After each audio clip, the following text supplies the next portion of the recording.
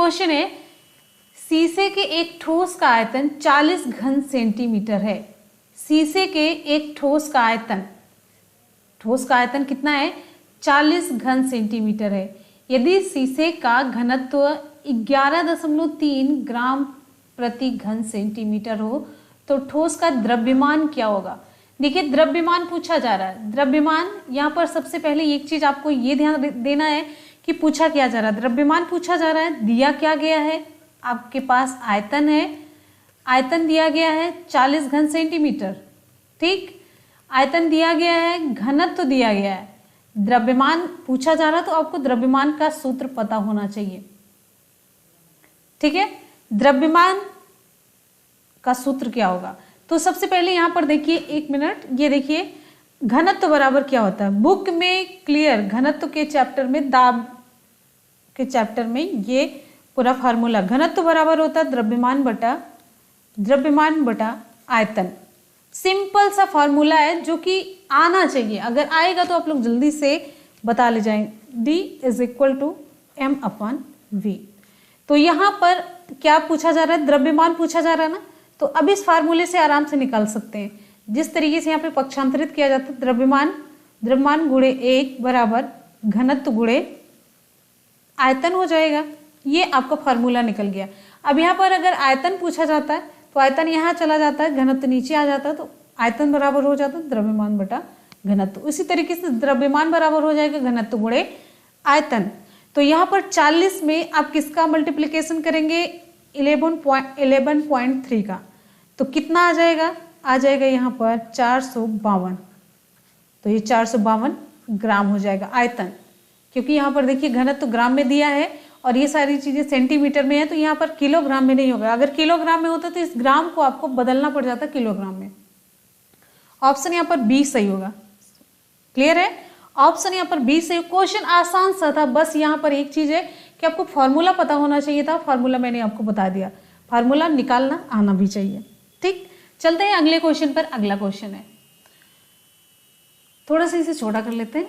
Question है, किसी परमाणु के लिए परमाणु क्रमांक का मान 92 और द्रव्यमान अंक कितना है? 238 है। इस परमाणु में क्रमशः इलेक्ट्रॉन, प्रोटॉन और न्यूट्रॉन की संख्या कितनी होगी, ये पूछा जा रहा है, ठीक है। जल्दी से बताइए ऑप्शन कौन सा सही होगा। देखिए, तो यहां पर विकल्प बताने से पहले ये देखिए ऑप्शन 2, यहां पर 2 का सी सही होगा। आपको यहां पर बताते हैं फॉर्मूला। परमाणु क्रमांक बराबर क्या होता है? परमाणु क्रमांक बराबर होता है प्रोटॉनों की संख्या। ध्यान दीजिएगा, परमाणु क्रमांक बराबर होता है प्रोटॉनों की संख्या, और प्रोटॉनों की संख्या बराबर होता है इलेक्ट्रॉनों की संख्या की। जितने प्रोटॉन उतने ही इलेक्ट्रॉन, तो जितने प्रोटॉन उतने ही इलेक्ट्रॉन।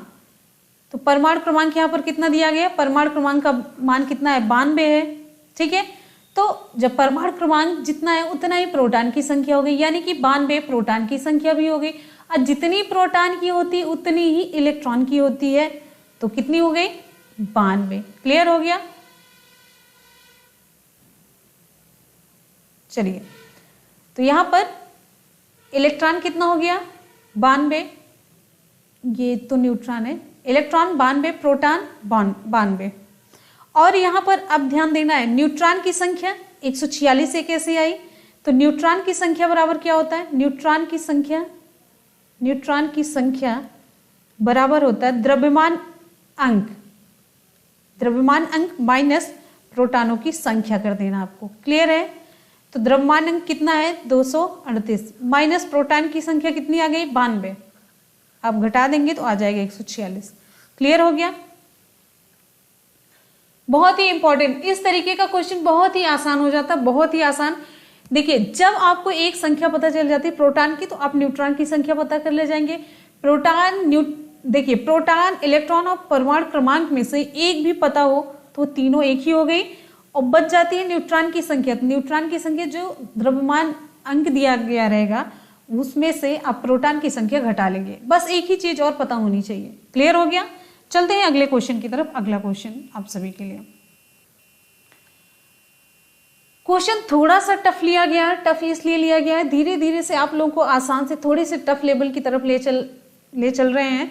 और ये आपकी एससीईआरटी की बुक्स जिस तरीके से, देखिए कुछ चैप्टर ऐसे हैं जो साइंस में आपका ये भी आता है, साइंस में ही फिजिक्स भी आता है और साइंस में ही आपका केमिस्ट्री भी आता है।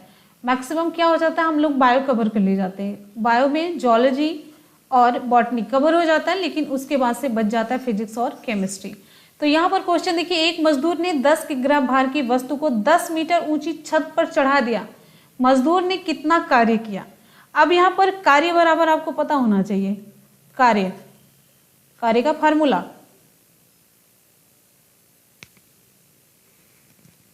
ठीक है। तो कार्य का फॉर्मूला विकल्प 3 का कौन सा सही होगा, कार्य बराबर होता है mgh। देखिए और फार्मूले भी होते हैं, एक चीज आप ध्यान दीजिएगा, कार्य का और फार्मूला भी, अगर आप कहेंगे कि हमें गतिज ऊर्जा वाला फार्मूला या फिर कोई, तो इस तरीके सबसे मेन चीज आपको ये बताना चाह रहे हैं, फार्मूला वही अप्लाई होता है जब क्वेश्चन में वो चीज दी गई होती है। जैसे 10 मीटर ऊंची छत, तो यहाँ पर h, अब ये जो फार्मूला है इसमें h is equal to 10 metre दिया गया है, और जो ये 10 किग्रा भार यम बराबर भी दिया गया है 10 किग्रा, ठीक। अब g का मान फिक्स होता है 9.8, तो इसमें क्या कर देना है, गुणा कर देना है। तो m बराबर 10 गुणे, अब यहाँ पर करिए 10 गुणे, देखिए mgh 10 गुणे g 9.8 गुणे 10, इतना आप करेंगे तो आ जाएगा। ये तो 10 में 9.8 का गुणा करेंगे 98 आ गया, फिर 10 इधर हो जाएगा 980 आ जाएगा। विकल्प यहाँ पर आपका सही हो जाता है बी, 980 जूल। क्लियर हो गया, वेरी गुड। अगले क्वेश्चन पर चलेंगे, नेक्स्ट है क्वेश्चन है, उपर्युक्त प्रश्न से, देखिए जो ऊपर आप लोगों ने प्रश्न देखा था इसे कर देते हैं थोड़ा सा छोटा। उपर्युक्त प्रश्न से वस्तु में कितनी ऊर्जा संचित हुई और उस ऊर्जा का नाम क्या होगा। इस प्रश्न से आपको ये प्रश्न हल करना है। इसमें पूछा जा रहा है कि इस प्रश्न से वस्तु में कितनी ऊर्जा संचित हुई और उस ऊर्जा का नाम आपको क्या बताना है। विकल्प यहाँ पर 4 का सही हो जाता है। ये 980 जूल ऊर्जा ये संचित हुई और ये ऊर्जा स्थितिज ऊर्जा है mgh, ठीक है, ये स्थितिज ऊर्जा के रूप में संचित हुई है। जो संचित ऊर्जा है वो स्थितिज ऊर्जा है, ध्यान दीजिएगा। ऑप्शन आपका ए सही हो जाता है। अगले क्वेश्चन पर चलेंगे, नेक्स्ट हमारा क्वेश्चन है, एक वस्तु पर 10 न्यूटन बल लगाकर उसे बल की दिशा में 5 सेकंड में 2 मीटर हटा दिया जाता है, तो वस्तु पर कितना कार्य किया गया। ध्यान से क्वेश्चन पढ़िए। एक वस्तु पर 10 न्यूटन बल लगाकर उसे बल की दिशा में 5 सेकंड में 2 मीटर हटा दिया गया, तो वस्तु पर कितना कार्य किया गया। अब यहां पर कार्य बराबर क्या होगा, कार्य बराबर यहां पर देखिए बल गुणे दूरी, बल लगाकर फिर उसे बल की दिशा में कोई भी वस्तु खिसका दी जाती तभी वो पूरी तरीके से कार्य होता है। विज्ञान की भाषा में अगर कोई भी वस्तु अपनी जगह से हिल नहीं पा रही तो आप कार्य नहीं कर पा रहे। जैसे एग्जांपल के तौर पर आपको बताते हैं, ये दीवार खड़ी की गई है, दीवार पे आप दिन रात धक्के लगा रहे, दीवार पर धक्के लगा रहे, लेकिन दीवार यहाँ से यहाँ तक नहीं पहुंच पा रही, तो आपने कोई कार्य किया ही नहीं।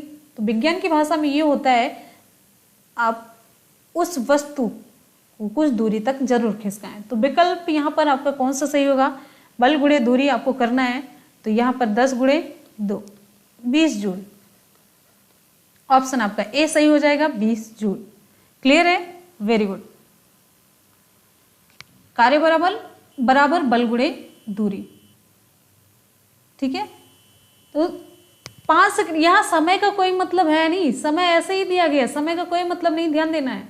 10 न्यूटन और 2 मीटर बल और दूरी का मतलब है इसमें, बस ये सारे ये जो बीच में सेकंड वगैरह दे दिए गए ये कंफ्यूज करने के लिए होते हैं, ये कंफ्यूज करने के लिए होते हैं।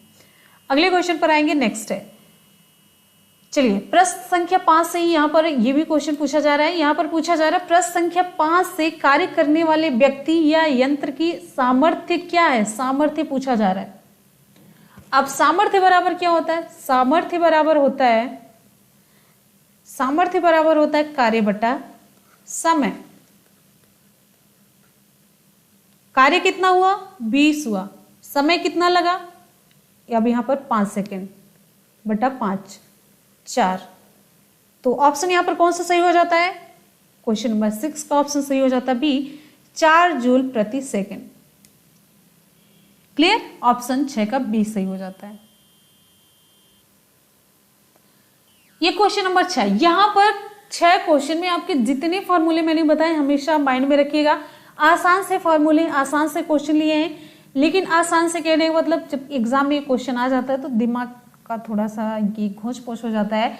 और ये सारे क्वेश्चन एग्जाम में आने वाले क्वेश्चन है। ये सब कुछ आपकी बुक में है, बहुत ही आसान क्वेश्चन की कैटेगरी में है। ठीक है, आसान मानना पड़ता है, होता नहीं, मानना पड़ जाता है। क्वेश्चन है, सफेद कागज के आधे पृष्ठ को काला कर दिया जाता है। ध्यान से पढ़ना, बहुत ही आराम से हम चल रहे हैं, बहुत ही आराम से, बहुत ही आराम से। सफेद कागज के आधे पृष्ठ को काला कर दिया जाता है। सफेद कागज के आधे पृष्ठ को काला कर दिया जाता है। पृष्ठ को कुछ देर धूप में रखने पर सफेद और काले भाग को छुआ जाता है। आधा पृष्ठ इसमें क्या कर दिया जाता है? काला कर दिया जाता है। और फिर उसके बाद से कुछ देर धूप में रखने पर सफेद और काले भाग को छुआ जाता है। कौन सा भाग अधिक गर्म मालूम होगा? क्वेश्चन बहुत ही आसान सा है। किस तरीके से पूछा जा रहा है, अच्छी तरीके से समझा करके, और कॉन्सेप्ट इसमें पूछा जा रहा है। मेनली कॉन्सेप्ट क्लियर होना चाहिए। क्वेश्चन नंबर 7 का ऑप्शन आपका यहां पर सही हो जाता है ए। Very good. ब्लैक वाला भाग अधिक गर्म होगा। क्यों? क्योंकि ये ऊष्मा अवशोषित करता है। ठीक है, ये ऊष्मा को अवशोषित करता है। और इसी कॉन्सेप्ट पे ये क्वेश्चन भी पूछा जाता है कि गर्मियों में काले कपड़े क्यों नहीं पहनना चाहिए। गर्मियों में अक्सर हम सफेद कपड़े क्यों पहनते हैं? क्योंकि ये सफेद कपड़े ऊष्मा के परावर्तक होते हैं, काले कपड़े अवशोषक होते हैं। तो सेम यही चीज ये भी है। ये जो व्हाइट वाला पोर्शन है ये परावर्तक तल की तरह काम किया। किसकी तरह? परावर्तक तल की तरह काम किया। और ये अवशोषक तल की तरह काम किया। ये परावर्तित कर दे रहा है प्रकाश को और ये अवशोषित कर दे रहा है। ठीक, तो इसलिए ऑप्शन आपका ए सही हो जाता है। और इसी कॉन्सेप्ट पे ये भी पूछा जाता है। और इसी कॉन्सेप्ट पर यह भी पूछा जाता है कि जो बर्तन, जैसे पहले जब चूल्हे पे बर्तन चढ़ाए जाते थे तो उसपे पीछे लेप लगाया जाता है, उसका भी यही रीजन होता है। ठीक है, वो राख से पूरा लेप लगाया जाता था। अगला क्वेश्चन है, परमाणु जिन मूल कणों से मिलकर बना होता है इनमें से किस कण पर ऋण आवेश होता है? एक धन आवेश वाला कण होता है, एक ऋण आवेश वाला कण होता है, एक न्यूट्रल होता है, उदासीन होता है। तो उदासीन होता है न्यूट्रॉन, उदासीन न्यूट्रॉन, धनावेश प्रोटॉन, और कौन सा बच रहा है? ऑप्शन यहां पर बी सही हो जाता है। 8 का ऑप्शन यहां पर आपका बी सही होगा। क्लियर है? चलते हैं अगले क्वेश्चन पर। नेक्स्ट आपका क्वेश्चन आप सभी के लिए, एक बार जितने भी स्टूडेंट वीडियो को देख रहे हैं फटाफट से वीडियो को लाइक करेंगे, जल्दी से वीडियो को लाइक करेंगे।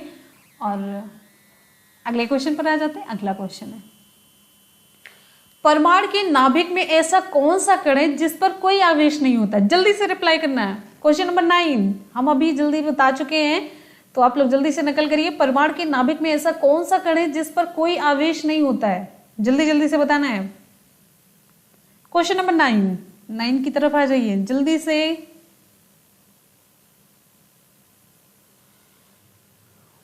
देख नहीं रहा?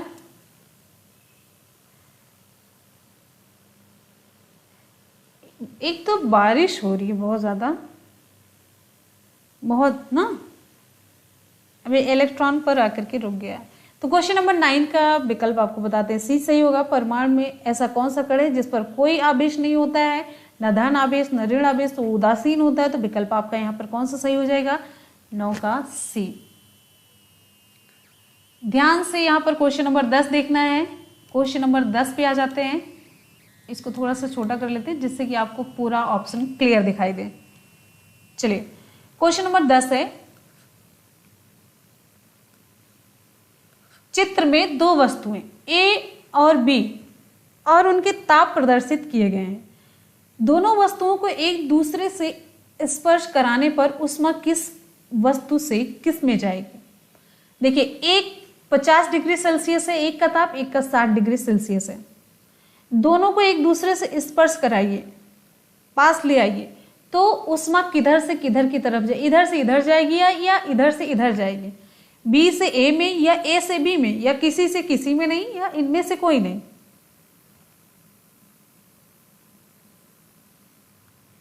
विकल्प कौन सा सही होगा? क्वेश्चन नंबर 10, जल्दी से आपको रिप्लाई करना है।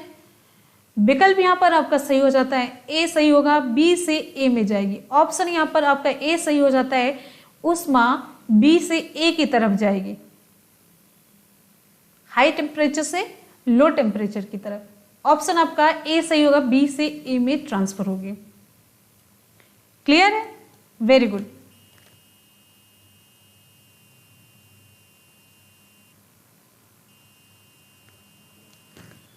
अगले क्वेश्चन पर चलेंगे। नेक्स्ट है, ज्यादा से कम की तरफ जाएगी। ठीक है, चलिए, जिससे गर्म पानी रहता है उसमें आप ठंडा मिलाएंगे तो पूरा पानी गर्म हो जाता है ना कि ठंडा वाला पूरा ठंडा हो जाता है। हाँ, वेरी गुड।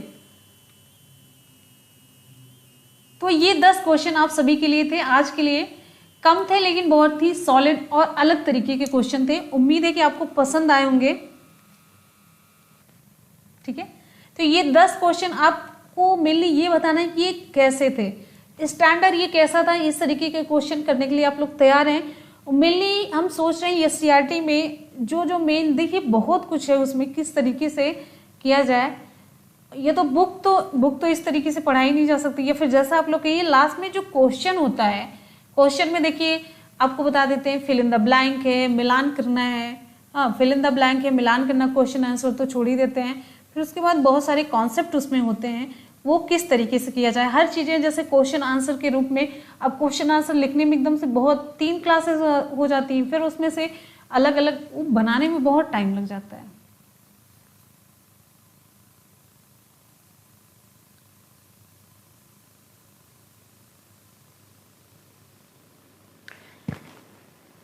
ओके, तो ये क्वेश्चन का लेवल बहुत ही बढ़िया है, अच्छा है। आपको इस तरीके के क्वेश्चन तैयार करने चाहिए।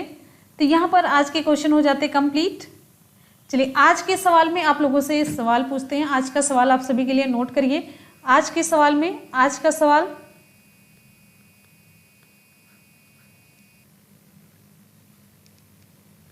सवाल नोट करिए आप लोग।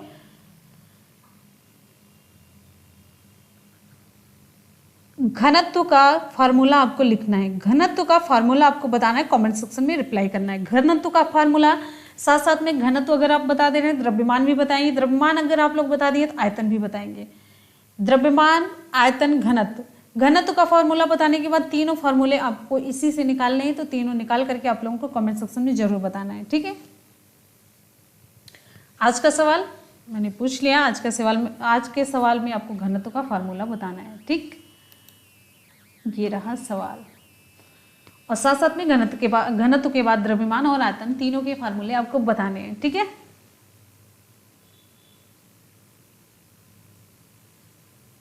नहीं समय बिल्कुल भी नहीं लेता। देखिए कितनी कॉन्सेप्ट वाली चीजें थी, मैंने आराम से धीरे धीरे बताई, आप लोगों को सब समझ में आ गया। जब साथ साथ आप लोग पढ़ते हैं ना, तो आपको लगता होगा कि अरे ये तो बहुत आसान से क्वेश्चन है, हम कर ले जाएंगे। ऐसा होता है कि नहीं होता है? जब आप साथ साथ में करते हैं, मेरे साथ में क्वेश्चन सॉल्व करते चलते हैं, तब तो आपको लगता है ना कि आप आराम से कर ले जाएंगे। लेकिन जब आप अलग हो जाते हैं तो फिर तब जो आपका दिमाग चलता है ना, वही दिमाग आपका असली वाला होता है। तब उसी में पता चलता है कि आप लोग कितना कैच कर पाए हैं।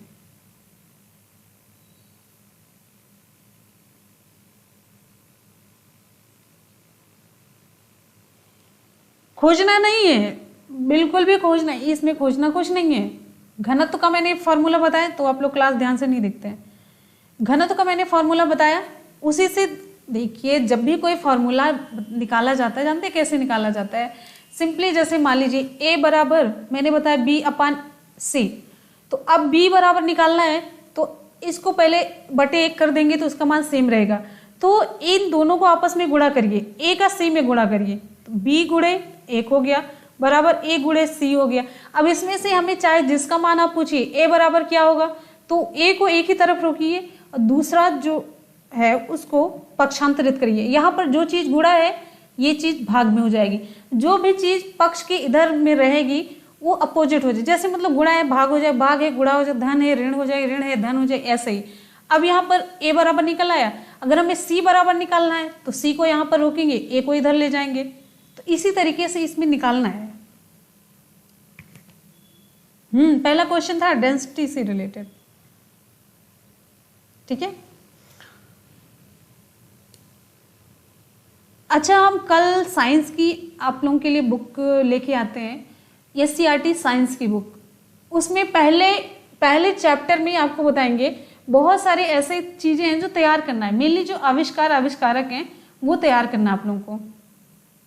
जैसा आप लोग कहेंगे हम में कोई दिक्कत नहीं, आप लोग बस चलते रहिए, पढ़ते रहिए और उससे नोट्स बनाना बहुत ही आसान हो जाएगा आराम से।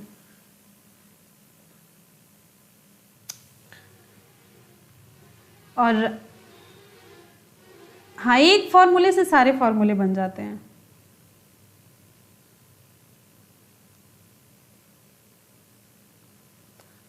ठीक है, 6 से 8 की SCERT।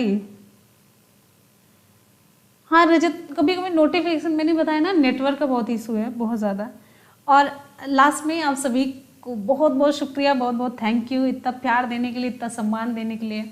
मेरे पास तो शब्द ही नहीं होते हैं, तो आप सभी का तहे दिल से बहुत बहुत शुक्रिया, दिल से धन्यवाद। और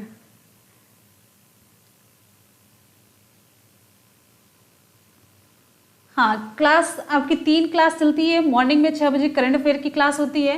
यहाँ पे तो कोई पेज भी नहीं बचा हुआ है, हाँ यहाँ पे मिल गया, चलिए इसका यूज कर लेते हैं अच्छे से। देखिए, मॉर्निंग में 6 बजे करंट अफेयर की क्लास चलती है। क्लास की टाइमिंग आपको बता देते हैं। मॉर्निंग में 6 बजे क्लास होती है करंट अफेयर की, और 3 बजे आपकी मेनली होती है GS से। GS में यहाँ पे सारे सब्जेक्ट कवर होते हैं। रात में इस टाइम 8 बजे चल रही मैथ की क्लास। मैथ्स की क्लास बहुत ही बढ़िया तरीके से, इसमें एक साथ साथ में ट्रिक्स भी बताते चल रहे हैं सर, और इनका मैथ्स बहुत बढ़िया है।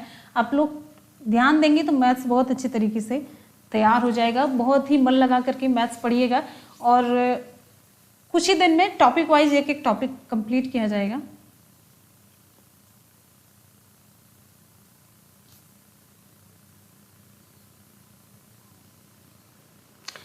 कोई नहीं, बिल्कुल हिम्मत नहीं हारनी है। हम बार बार कह रहे हैं, पेशेंस के साथ, धैर्य रखिए, पेशेंस के साथ आप अगली भर्ती के लिए तैयार हो जाइए। और आपको यहाँ पर बता देते हैं, फाइनल बता देते हैं कि वैकेंसी जल्द ही आएगी, बहुत जल्द वैकेंसी आएगी। आप देखिएगा, कोई चीज रुक नहीं रही, कोई भी चीज नहीं रुक रही है, वैकेंसी बहुत ही जल्दी आएगी। बहुत बढ़िया, बहुत बढ़िया अरविंद, बहुत ही बढ़िया। यही जज्बा होना चाहिए, कभी हिम्मत नहीं हारनी चाहिए, कभी भी हिम्मत नहीं हारनी चाहिए, बिल्कुल भी हिम्मत नहीं हारनी चाहिए, ठीक है।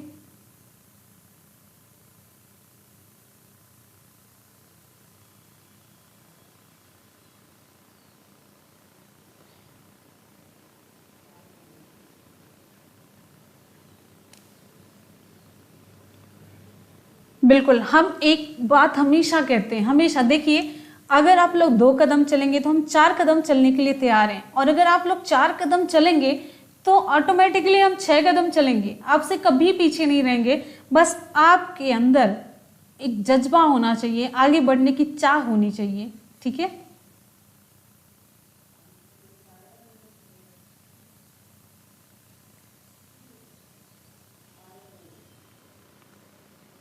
नहीं, कोई भी हम ब्लॉक क्यों करेंगे अपने स्टूडेंट के लिए? कभी कुछ नहीं, कभी नहीं, ये सब तो हो ही नहीं सकता ना,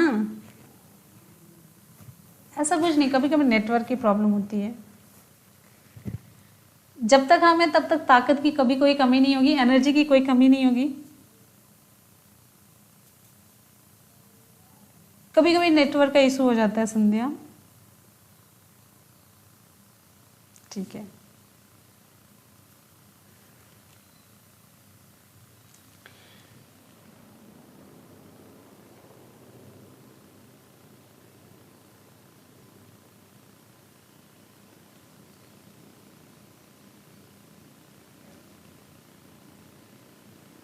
द मेडिकल।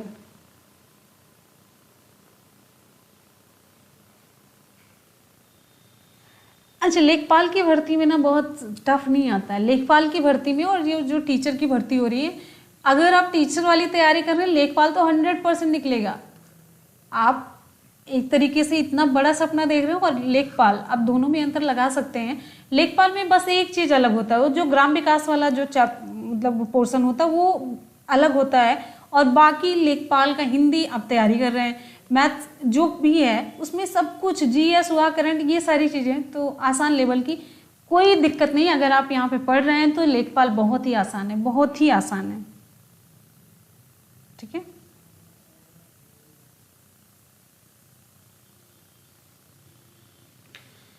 हारना क्यों है? बिल्कुल भी नहीं हारना, बिल्कुल भी नहीं हारना है। लेखपाल तो टेट से ही क्लियर हो जाएगा, सही बात है। ठीक है, नंबर कैसे दे सकते हैं? नंबर से तो बहुत प्रॉब्लम हो जाएगी आपको। एक काम करते हैं, देखिए जैसे आप लोग यहाँ पे एक अलग से ब्लॉग टाइप में ब्लॉग बनाते हैं। ठीक है, ब्लॉग बनाते हैं, वहाँ पर जो भी हमारी एक्टिविटी होगी, जो भी तरीके की जो भी क्रिएटिविटी होगी, जैसे आप लोगों से बात करना होगा तो ब्लॉग के थ्रू हम कर सकते हैं, और अपना जो भी हमारा अलग से जो एक क्रिएटिविटी होगी या फिर जो भी हमारी एक्टिविटी होगी उस चैनल पर अपलोड करेंगे। हम ये हमेशा चाहते हैं जो स्टडी चैनल है वो एकदम से अलग रहे, और इसमें बस सिर्फ और सिर्फ स्टडी हो। इसमें हम कभी लाइव भी नहीं सोचते हैं कि लाइव भी आने के लिए, तो बस यहाँ पर पढ़ाई हो, कंटिन्यू पढ़ाई हो, इसीलिए हम लाइव वगैरह नहीं आते हैं। तो हम सोच रहे अलग से, जैसे आप लोग इतनी डिमांड कर रहे हैं तो ब्लॉग अलग से बना देते हैं, उसमें हम लोग कनेक्टेड रहेंगे अच्छे तरीके से, कोई दिक्कत नहीं रहेगी, वहां पर हम लोग खुल करके बात भी कर सकते हैं। ठीक है,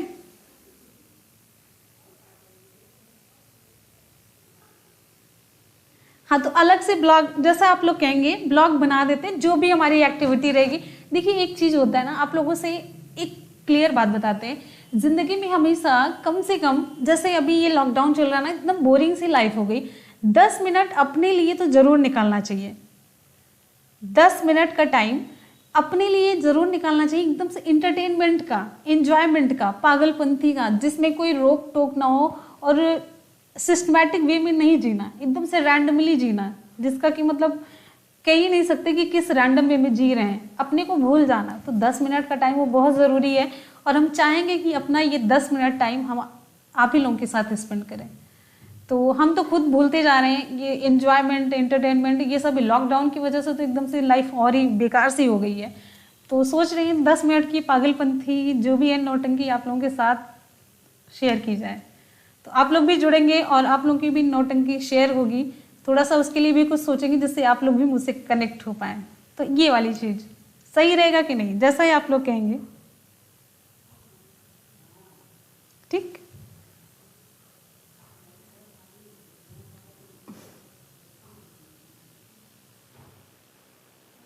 ठीक है।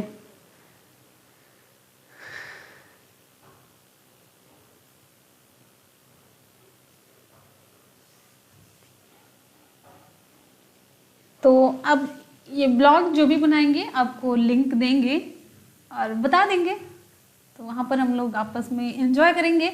लेकिन ये स्टडी का चैनल बिल्कुल अलग होना चाहिए, यहाँ पर क्लासेस कंटिन्यू होंगी, जोर शोर से होंगी, एनर्जी के साथ होंगी, कोई दिक्कत नहीं है। ठीक,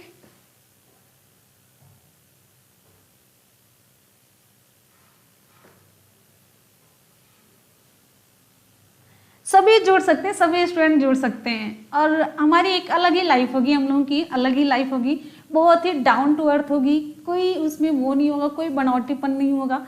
बस हम लोग जीना सीखेंगे, जीना सीखेंगे मतलब एक एक पल को एंजॉय करेंगे, बस, और कुछ नहीं। जो मैं हूँ, जैसे हूँ, आप लोगों के सामने हूँ।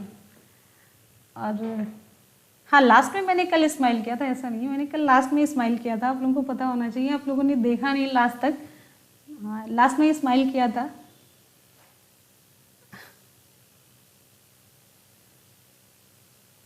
हाँ, ब्लॉग बनाते हैं, ब्लॉग, अच्छा आज ही बनाते हैं ब्लॉग, फिर उसके बाद लिंक आप लोगों को देंगे। ब्लॉग होगा जिसमें हमारी मतलब जैसे होता है ना डेली रूटीन, डेली ब्लॉग, ऐसे इस तरीके से हाँ ऋतु, एकदम से मतलब थोड़ी सी एंजॉयमेंट वाली होनी चाहिए ना, नहीं तो हम लोग एकदम से इसी में लिमिटेड होते चले जा रहे हैं। नहीं सोनू, आप भी आएंगे, ऐसा नहीं है सब लोग एकदम से।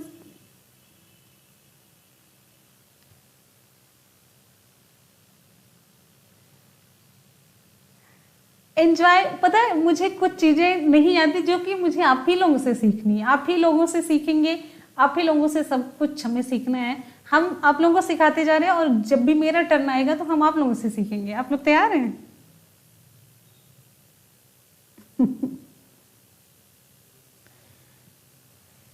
देखिए, कोई नहीं कोई नहीं, कोरोना में ही तो हम लोग जीना सीखेंगे। लॉकडाउन में भी देखिए अलग अलग तरीके से हम कैसे जीते हैं, आप लोगों को सब सारी चीज बताएंगे और आप लोगों को आइडिया भी देंगे। एक क्रिएटिव माइंड, उस पर बहुत एंजॉयमेंट होगा, अलग अलग से हम लोग कुछ ना कुछ जरूर नौटंकी करते ही रहेंगे। और यही तो तरीका होता है आर्ट ऑफ लिविंग का। एक होता है ना कि विपरीत परिस्थितियों में जीना कैसे आना चाहिए।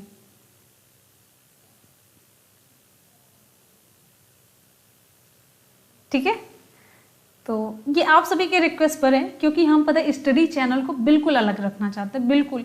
और ये स्मूथली पूरे एनर्जेटिक ये चलना चाहिए, अलग तरीके से होना चाहिए। इस पे जैसे घोंच पोच नहीं हमको अच्छा लगता है, इसी वजह से ना लाइव और इधर उधर का कुछ हम नहीं करना चाहते हैं, आप समझ सकते हैं। ठीक है, ओके, तो ट्राई करेंगे और आप लोगों को बताएंगे। अच्छा, कंप्यूटर के लिए परेशान नहीं होना है। काजल जैसे पूछ रही, कंप्यूटर में कुछ ही क्वेश्चन है, कम से कम हम आपको 100 क्वेश्चन करवाएंगे और 100 क्वेश्चन कवर होगा। और कंप्यूटर के लिए आपको और एक ट्रिक बताते हैं, हम एससीईआरटी के बुक से जो कंप्यूटर का पोर्शन है वो कवर कराएंगे। 3 चैप्टर हैं, 6, 7, 8 साइंस की बुक में, 6, 7, 8 साइंस की बुक में बस 3 ही चैप्टर हैं, उसे हम कवर करवाएंगे और साथ साथ में 100 क्वेश्चन अलग से। इसके अलावा आपको कंप्यूटर पढ़ना ही नहीं है। अगर आप लोग चाहते हैं तो कंप्यूटर के क्वेश्चन करवाएंगे जल्दी। ठीक है, हाँ, जैसे देखिए यही चीज है, अगर आप लोगों को बात करना अच्छा लगता है ना, मुझे भी अच्छा लगता है, लेकिन ये सोचते हैं कि जैसे ये स्टडी वाला एकदम से अलग और दूसरी चीज स्टडी के टाइम पर उसमें बात ही होगी, वो सही रहेगा। यहाँ पर स्टडी और फिर फुल फोकस्ड इस तरीके से, तो एक उससे ये भी होगा, इंटरेक्शन थोड़ा सा बढ़ेगा, है कि नहीं। हाँ, जल्दी करते हैं और आप लोगों से भी, हाँ आप लोगों से भी बहुत कुछ सीखेंगे और आप लोगों को सिखाना पड़ेगा मुझे। जैसे मुझे मेकअप का कोई आइडिया नहीं, तो थोड़ा सा मेकअप का आइडिया भी आप लोगों से लेंगे, कुछ अच्छी डिशेस बनाने का भी आइडिया लेंगे, तो आप लोग सिखाते जाएंगे। मुझे उम्मीद है कि हमारे बच्चे बहुत इंटरेस्टिंग, बहुत अच्छे हैं, बहुत अच्छे। आप लोग पता है बहुत, सच में बहुत अच्छे हैं, चाहे बॉयज स्टूडेंट हो चाहे गर्ल्स स्टूडेंट, बहुत ही अच्छे हैं। मतलब एक तो पहली बात जॉली नेचर के आप लोग हैं, बहुत ही क्यूट हैं और स्वीट भी हैं, मतलब बहुत ही अच्छे हैं। मुझे बहुत अच्छा लगता है आप लोगों का नेचर, एक होता है ना समझने वाला, कि समझ में आ जाता है दूर से कि सामने वाले का नेचर कैसा है, तो ऐसा ही मुझे लगता है और मुझे बहुत अच्छा लगता है। और मुझे उम्मीद है कि आप लोग सिखाएंगे बहुत अच्छे तरीके से। ठीक है, हाँ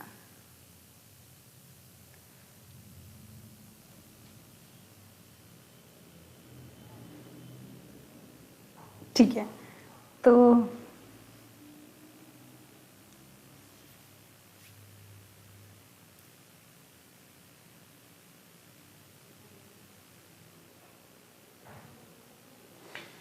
सारे एग्जाम बहुत ही, देखिए एक आप एग्जाम की तैयारी करें सारे क्लियर हो जाएंगे। और सीटेट में ना, सीटेट में आप लोग डरे रहते, सीटेट में कुछ नहीं है, सीटेट में बस कुछ ही कॉन्सेप्ट होने चाहिए। जैसे सीटेट के लिए ना टैग वर्ड बहुत जरूरी होते हैं। सीटेट में जो साइकोलॉजी वाला पोर्शन सीडीपी, वो भी आसान सा, बस पढ़ने की आपको जरूरत है, कॉन्सेप्ट आपका सही होना चाहिए। और इन्वायरमेंट में, चलिए ईवीएस की जिम्मेदारी मेरे ऊपर छोड़ दीजिए, सीटेट में ईवीएस की जिम्मेदारी मेरे ऊपर छोड़ दीजिए, हम पूरी जिम्मेदारी लेते हैं सीटेट ईवीएस की। सीटेट में ईवीएस की जो थ्योरेटिकल पोर्शन है 100% जिम्मेदारी मेरी, छोड़ दीजिए। 15 नंबर तो आपका हम फिक्स करवा देंगे। 15 सब्जेक्टिव आता है कंटेंट रिलेटेड, 15 आपका आता है पेडागोजी से, तो 15 ये तो मेरे ऊपर छोड़ दीजिए, 100% हम कवर करवा देंगे, 100%। ठीक है, और 15 ये जो है ये बस टैग पर आधारित, टैग वर्ड आपको कुछ पता होने चाहिए, फिर आप 100% तैयार कर लेंगे सीटेट। ये ईवीएस वाला पोर्शन हम बता रहे हैं।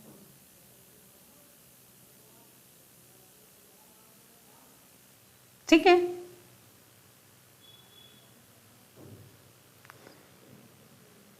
सीटेट ये हम करवा देंगे आपके एग्जाम से 15 दिन पहले, गारंटी ये हम करवा देंगे। ईवीएस का 100% ये 15 नंबर आपका फिक्स करवा देंगे, एक भी नंबर इसमें से कम नहीं होगा, एक भी नंबर कम नहीं होगा, आप लिख के ले लीजिए। पूरा नहीं पढ़ा पाएंगे तो अगर हम इतना कह रहे हैं क्योंकि सुपर टेट की क्लासेस चल रही है तो 15 नंबर हम ये कन्फर्म करवा देंगे। जितना भी पढ़ाएंगे आप लोग एक एक लाइन पढ़ लीजिएगा, सब हो जाएगा ये। हाँ, जूनियर की वैकेंसी आने वाली है, आप लोगों को सीक्रेट बता देते हैं, जूनियर की वैकेंसी आने वाली है। हाँ, सीटेट 5 जुलाई को ही पूरा चांस लग रहा है, अब तो एकदम से लग रहा है क्योंकि ये न्यूज़ आ गई ना कि वहाँ सेंटर पर जाना है मास्क लगाकर, सैनिटाइजर वगैरह यूज करके, ये सारी चीज़ें।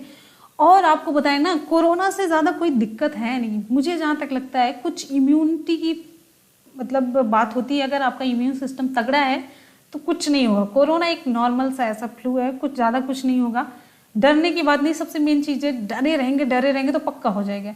डरिए नहीं, प्रिकॉशन आपके पास होना चाहिए, इम्यून सिस्टम अच्छा होना चाहिए, बस तगड़ा होना चाहिए। ठीक है, चलिए मिलते हैं फिर ब्लॉग के साथ, आपको बताएंगे जानकारी जल्दी से बताएंगे। हमें भी, मेरा भी मन कर रहा है आप लोगों को जल्दी से बताएं ब्लॉग के बारे में। तो चलिए मिलते हैं फिर 8 बजे की क्लास में, तब तक के लिए good bye and take care, love you all, thank you so much, bye bye.